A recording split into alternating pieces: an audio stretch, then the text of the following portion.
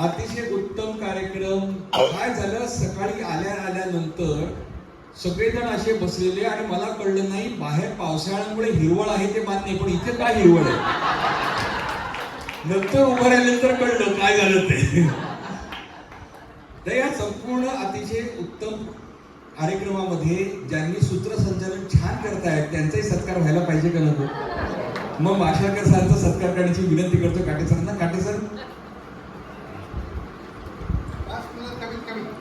वा, एका जोरात टाळ्या प्रतिसाद देऊया.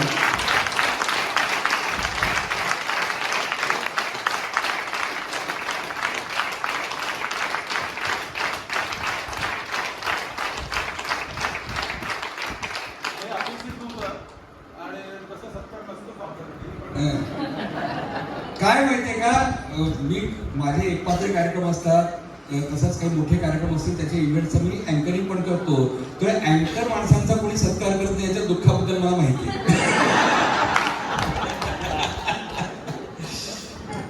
पण हे सगळं होत असताना आता मगाशी बोलण्यामध्ये आलं तसं, जेव्हा मी काँग्रेस वर्षा मागे शिवाजीनगरला राहायचो तर आमच्या घराच्या बरोबर समोर त्याच कॅम्पसमध्ये आतल्या बाजूला एक ऑफिस होतं आणि त्यामध्ये अत्यंत उत्साही व्यक्ती होती, ते म्हणजे रामभाऊ.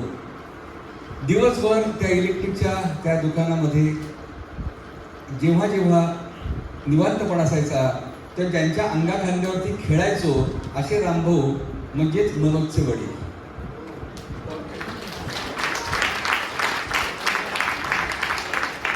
आणि कुठलंही काम म्हटलं की पटकन तत्परतेने कामाला उठायचंच. हो करतो की, हो करतो की. हीच वृत्ती मनोरंजनमध्ये आता बघितली ते मला फार आवडलं. कारण जेव्हा जेव्हा आयुष्यात घ्यायचं असतं ते गुण घ्यायचे असतात आणि तो गुण तुझ्याकडे आहे. म्हणून मला असं वाटतं की लक्षात ठेवा, तबला वाजवणारे अनेक असतात पण तबल्यामध्ये PhD करणारे फार थोडे असतात.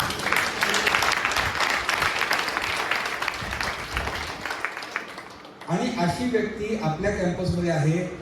आप्पा चांगली माणसं हेरड्यामध्ये अतिशय हुशार आहेत, किंबहुना म्हणूनच चांगल्या उपक्रमांना त्यांचा नेहमी आशीर्वाद असतो. म्हणून इथे हा उपक्रम हास्य क्लबचा आप्पा तुमच्यामुळे वाढलेला आहे, फुललेला आहे. मग अशा वेळेला इथे छानपैकी नवचैतन्याचं YouTube चॅनल जर का चालू केलं असेल तर त्या तरुणाईचा सत्कार सुद्धा आपण करायला हवा का नको. म्हणून पुढे यायचंय. मी विनंती करतोय सरांना, आप्पा आणि काटे सरांना, की एक आपण त्याचा सत्कार करायचा आहे मनोजचा. मनोज चव्हाण चांगला पुढाकार घेतो आहे, सगळ्या ज्येष्ठांसाठी चांगलं काम करत राहा. तुझ्या ओठांमध्ये जी जादू आहे ती उपक्रमामध्ये नक्की आणायचा हा यशस्वी हो. जेव्हा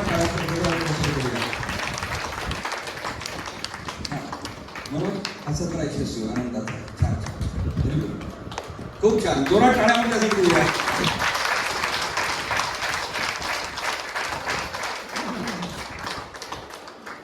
आणि आता मनोजसाठी आत्ताच काम सांगून टाकतो. हा, काय करायचं सांगतो. आता छान चॅनल तर सुरू झालं, मग करायचं काय. तर सगळ्यात पहिली गोष्ट अशी करायची, या सगळ्या ज्येष्ठ लोकांना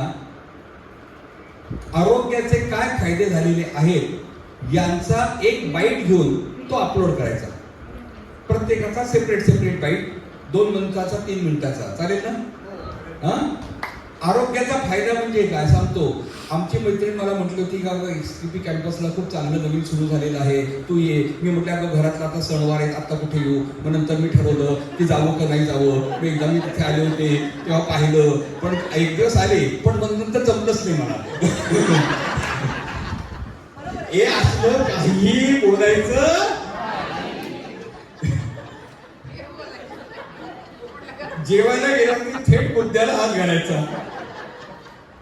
तसं संपूर्ण जे काही तुमचं असेल 2 ते 3 मिनिटाचं बोलणं असेल, त्या बोलण्यामध्ये पहिल्यांदा तुमचं नाव सांगा, कुठल्या शाखेमध्ये येत आहेत त्याचं सांगा, आणि त्याच्यात थेट तुम्हाला कुठला त्रास होत होता अगोदर त्याच्याबद्दल माहिती द्या. त्याच्यात काही आकडेवारी असेल, उदाहरणार्थ माझं BP अमुक अमुक येत होतं